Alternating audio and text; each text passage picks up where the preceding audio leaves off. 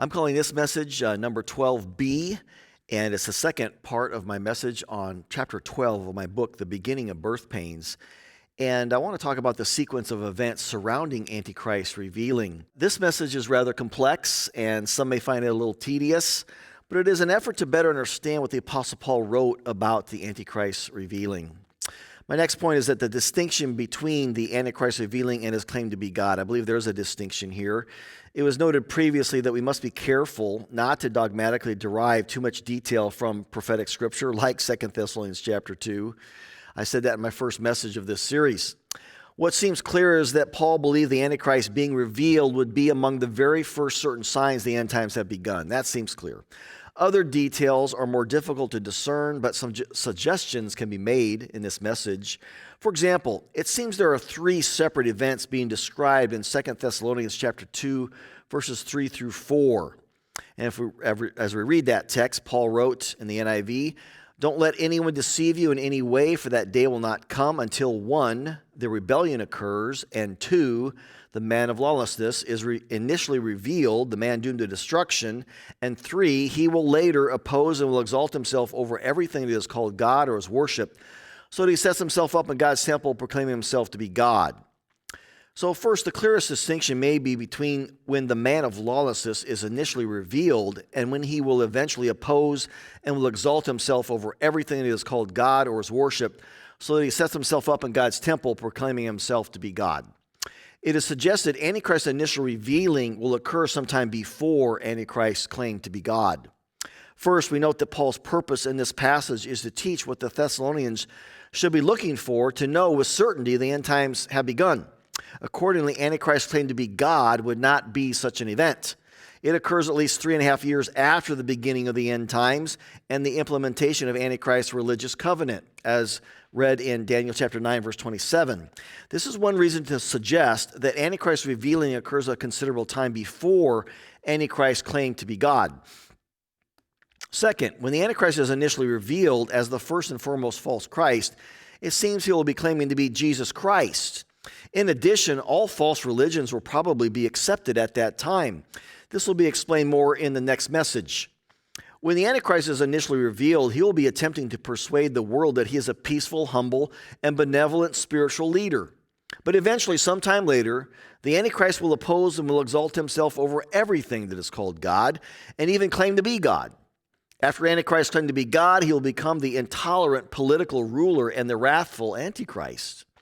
Such a progression is how the Antichrist will take over the world. Such a progression in how the Antichrist will take over the world will require some time. For example, surely his displays of power through signs and wonders that will immediately accompany his initial revealing will occur for some time before he will be proclaiming himself to be God. Finally, the seals of preparation in Revelation 6 also suggest a significant period of time between Antichrist's initial revealing and his eventual claim to be God.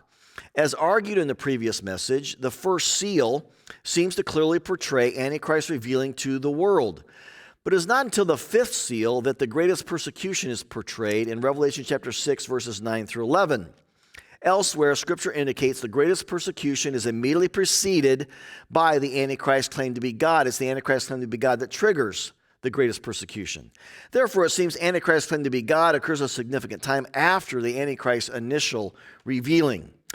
The above may correct the common understanding that when the Antichrist sets himself up in God's temple proclaiming himself to be God, that it will be the same thing and occur at the same time as when the man of lawlessness is initially revealed. I think they're two separate events and separated by some time. I also want to suggest some things here about the rebellion that Paul talks about. Two questions will be addressed here. One, what did Paul mean by the rebellion? And two, when will this occur? Once again, the text reads, "Don't let anyone deceive you in any way, for that day will not come until the rebellion, the apostasia, occurs and the man of lawlessness is revealed, the man doomed to destruction. He will oppose and will exalt himself over everything that is called God or is worshipped, so that he sets himself up in God's temple, proclaiming himself to be God." Paul clearly taught the rebellion occurs very early in end-time events. The Greek word means defiance of established system or authority, rebellion, abandonment, breach of faith. Another lexicon has, quote, a defection, revolt, apostasy is used in the New Testament of religious apostasy. Theologian Millard Erickson defines it as, quote, a moral, spiritual, or doctrinal abandonment of the faith. The noun apostasia is used only twice in the New Testament, here in 2 Thessalonians and elsewhere in Acts, where Luke records what the Jews were saying about Paul. Quote, they have been informed that you teach all the Jews who live among the Gentiles to turn away from Moses. Acts 21:21. In Acts 21, apostasy is variously translated as forsake in the NASB, abandon in the Net Bible, turn away from in the NIV, and turn their backs on in the NLT. In 2 Thessalonians, it is translated as falling away, rebellion, a great rebellion against God in the NLT, and apostasy in the King James Version. Accordingly, the noun apostasia is used 6 times in the Septuagint, the 2nd century Greek translation of the Old Testament. And, quote, it always connotes a departure from God, unquote, in the Septuagint. The related verb generally means to cause to revolt, mislead, withdraw, fall away, and mostly of falling away from God. In this latter sense, it is used in the following texts. They believe for a while, but in the time of testing they fall away, Luke 8:13. 1 Timothy 4:1, the Spirit clearly says that in later times some will abandon the faith and follow deceiving spirits and things taught by demons. In Hebrews 3:12, we read, see it to it, brothers and sisters, that none of you has a sinful, unbelieving heart that turns away from the living God. Therefore, as the definition above stated, it seems clear the apostle was referring to some kind of spiritual or religious rebellion, abandonment, breach of the faith. This fits the definition of apostasy in the English language as, quote, an act of refusing to continue to follow, obey, or recognize a religious faith. The Greek text reads the rebellion. Accordingly, John MacArthur notes, quote, Paul's use of the definite article the reveals that he had in mind not a general flow or trend, but a specific identifiable act of apostasy, unquote. What was this specific and identifiable act of apostasy? It must be admitted it is not absolutely clear. Therefore, different interpretations have been offered. Some pre-tribulationists have interpreted this religious departure as the rapture. This, of course, fits nicely with their claim that the church's rescue occurs before the Antichrist emerges on the earth. However, the Greek word apostasia cannot carry such a meaning, as it refers to a defection from a religion, not a departure from the earth. Most claim Paul was referring to the great apostasy described elsewhere in Scripture. As noted above, Paul wrote elsewhere, the Spirit clearly says that in later times some will abandon the faith and follow deceiving spirits and things taught by demons. That's referring to the great end-time apostasy. Likewise, Jesus taught in his end-time sermon, then you will be handed over to be persecuted and put to death, and you'll be hated by all nations because of me. At that time, many will turn away from the faith and will betray and hate each other, and many false prophets will appear and deceive many people. Matthew 24, verses 9 through 11. We see here that the Greek word translated turn away from faith, scandalizo, is also a possible synonym for apostasia. In fact, its translation is fall away in elsewhere in the Gospels. Therefore, it is possible that the rebellion in 2 Thessalonians chapter 2, verse 3 was referring to the same general time of the great apostasy that will occur in the end times. But there are some arguments against this. For example, the apostasy that Christ described in Matthew 24:10 seems to be described as occurring during the greatest persecution. Jesus said, you'll be handed over to be persecuted, and at that time, many will turn away from the faith, when many false prophets will appear and deceive many people.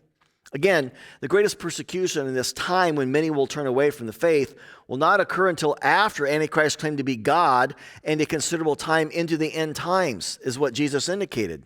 Therefore, it seems unlikely that the apostasy that comes first when the man of lawlessness is initially revealed, being explained in 2 Thessalonians chapter 2, is the same falling away that Jesus was describing as occurring during the greatest persecution. We must remember that virtually everything in the end times will involve a process that requires some time. As described later in message number 15, it seems the great apostasy of false Christians denying Christianity will occur in stages.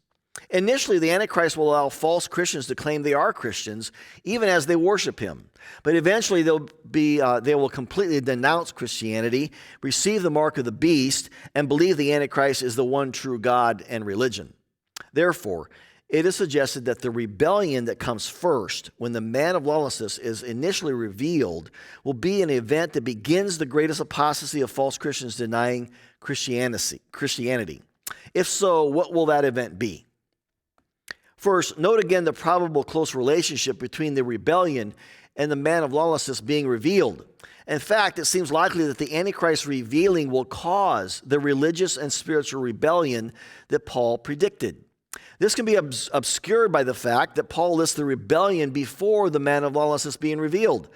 However, New Testament scholar John Stott states the obvious, quote, "Only when the rebel Antichrist is revealed will the rebellion break out." Likewise, New Testament scholar F.F. Bruce writes regarding the Greek here in 2 Thessalonians chapter 2, verse 3, he says, "Some argue curiously that the sense here is that first the falling away, the rebellion takes place, and after this the revealing of the man of sin follows.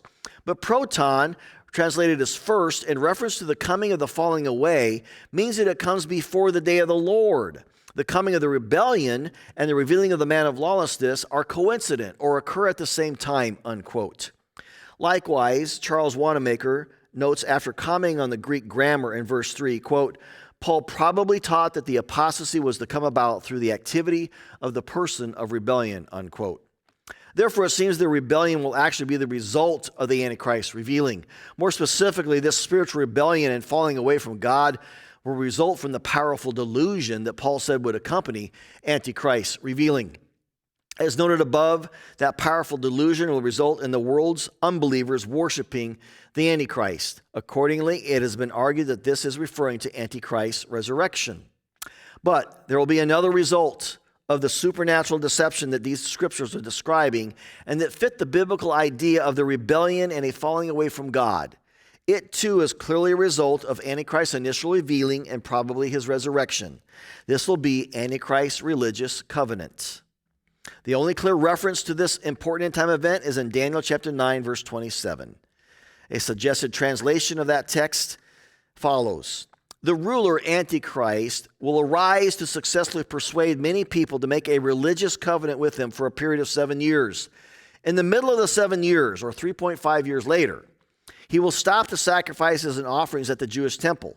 And at the temple, he will set up an abomination that causes desolation and claim to be God, until the end that is decreed is poured out on him, which will occur at the Battle of Armageddon." This suggested translation of Daniel 9:27 will be supported in a future message on the Antichrist religious covenant. It will be argued there that this covenant, or berith in the Hebrew, is with many, will be primarily a religious covenant that will formally implement the Antichrist religion and worldwide worship that will result from Antichrist's resurrection. Therefore, it is suggested that Antichrist revealing will be the Antichrist resurrection, prompting the Antichrist religious covenant with many throughout the world, resulting in the formal implementation of Antichrist's worldwide religion, which will certainly qualify as a rebellion against God. Evidence for interpreting Paul's reference to the rebellion as pointing to Daniel's covenant with many is the fact that one important source for 2 Thessalonians chapter 2 was the book of Daniel. For example, as discussed elsewhere, Daniel 12 seemed to be Paul's source for understanding that the restrainer of Satan and the Antichrist, mentioned in 2 Thessalonians chapter 2, is the archangel Michael, described in Daniel chapter 12, verse 1. That was supported in a message given earlier in my Christ Endtimes Teaching series. Likewise, Paul's language to describe Antichrist's claim to be God seemed to come from Daniel as well. Accordingly, we note the similarity between 2 Thessalonians 2:4 and passages in Daniel. The verse in Thessalonians reads, "He will oppose and will exalt himself over everything that is called God or is worshipped, so that he sets himself up in God's temple, proclaiming himself to be God."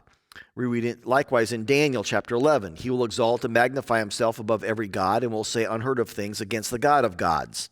And then again in Daniel chapter 9, Paul had mentioned that he will set himself up in a temple, proclaiming himself to be God. Daniel 9:27 tells us the same thing. He will confirm a religious covenant with many for one period of 7 years. This is the NIV. In the middle of the 7 years, he will put an end to sacrifice and offering. And at the temple, he will set up an abomination that causes desolation, including claiming to be God in the Holy of Holies of the temple, until the end that is decreed is poured out on him.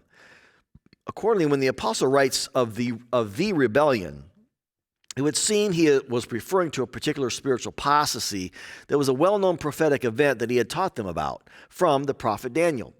More specifically, if Paul derives some of his understanding of Antichrist's claim to be God from Daniel, then perhaps the sequence of events in Daniel chapter 9, verse 27 shed light on what he meant by the rebellion in 2 Thessalonians chapter 2. In Daniel 9:27, the sequence of events is one, first, Antichrist's religious covenant with many. Then, after 3.5 years, secondly, Antichrist's claim to be God in the abomination that causes desolation at the temple. That's the sequence of events in Daniel chapter 9, verse 27. Therefore, the rebellion in 2 Thessalonians chapter 2, 3 could refer to Antichrist's religious covenant with many, which will be followed by Antichrist's claim to be God in verse 4. Accordingly, Daniel describes these same events elsewhere when he writes of the rebellion. In the Hebrew, it's Pesha, that causes desolation, and says, because of rebellion, the Lord's people and the daily sacrifice were given over to it. It referring to the horn in verse 9 there, the Antichrist. The Hebrew word used here for rebellion, Pesha, in Daniel is a virtual synonym for the Greek apostasia in 2 Thessalonians. Accordingly, we read regarding the meaning of this Hebrew word, the fundamental idea of the root is a breach of relationship, civil or religious, between two parties. By analogy, but in a religious sense, Israel was accused of rebelling against her divine king and the established covenant between them. The Hebrew people were the ones who were guilty of Pesha, against the authority and covenant of their God. Predominantly, Pesha is rebellion against God's law and covenant, and the term is a collective which denotes the sum of misdeeds and a fractured relationship, unquote. Clearly, the rebellion, or Pesha, predicted in Daniel and that causes desolation, is referring to the religious covenant the Antichrist will make with many people at the very start of Daniel's last 7 years, and will result in the abomination that causes desolation. This rebellion and covenant of the Jews with the Antichrist to enable them to resume sacrifices and offerings at a rebuilt Jewish temple will probably be prompted by the supernatural delusion of Antichrist's resurrection. But the rebellion will not affect only Orthodox Jews in Israel. Antichrist's resurrection will result in the whole world being filled with wonder and following the beast. Therefore, because of Antichrist's resurrection, all false Christians on earth will also commit the rebellion and apostasy from the faith at the very beginning of end-time events and participate in Antichrist's religious covenant with many people. Indeed, the Spirit clearly says that in later times some will abandon the Christian faith and follow deceiving spirits and things taught by demons. 1 Timothy chapter 4, verse 1. This seems to refer to the powerful delusion resulting from the displays of power through signs and wonders that serve the lie, described in 2 Thessalonians chapter 2, and which will include Antichrist's resurrection and also result in his religious covenant with many people as predicted in Daniel chapter 9, verse 27. Based on the study of Revelation chapter 6, verses 1 through 2 in a previous message, and 2 Thessalonians chapter 2 in this message, a suggested sequence of events regarding Antichrist's revealing can be summarized in the following table, which also notes the topics that are discussed elsewhere. So, the first end-time event we have is Antichrist rising. Before the Antichrist is clearly revealed, he will be a very successful and famous leader of a minor country in Magog who causes 3 leaders in a 10-nation coalition matching biblical attributes to fall. These biblical prophecies about the rising Antichrist have been discussed in the previous messages. As suggested in previous messages, the fulfillment of such things can give us up to 80% probability of identifying the Antichrist. The second event that I believe will happen will be Antichrist revealing in his resurrection. Because, however, 100% certainty of the Antichrist identity and that the end times have begun will come with Antichrist's miraculous revealing that will probably occur through his resurrection. Third, Antichrist's religious covenant will be implemented. Antichrist's miraculous revealing in his resurrection will give him the spiritual power to implement his religious covenant with many and begin his worldwide religion. This will be fully discussed in another message again, message number 14. Fourth, finally, perhaps even at least 3.5 years after the Antichrist's miraculous revealing and resurrection, and claiming to be Jesus Christ's return to earth, he will later enter a rebuilt temple in Jerusalem and claim to be God. This is a suggested sequence of end-time events surrounding the initial revealing of the Antichrist. It is also displayed in this graphic where we see on the left-hand side the first event there, Antichrist revealing in his resurrection, resulting in the rebellion that Paul talked about would come first, and Antichrist's religious covenant, which I think is a reflection of that religious rebellion against God. And I believe all of that is reflected in the opening of the first seal in Revelation chapter 6. 3.5 years later, according to Daniel 9:27, then there will be the Antichrist claimed to be God, and that will trigger the greatest persecution that is portrayed in opening of the fifth seal with the killing of the martyrs. So that summarizes my thoughts on the sequence of events surrounding the revealing of the Antichrist suggested by Paul in 2 Thessalonians chapter 2. In my next messages, we're going to discuss the effects of Antichrist's resurrection at the very beginning of the end times.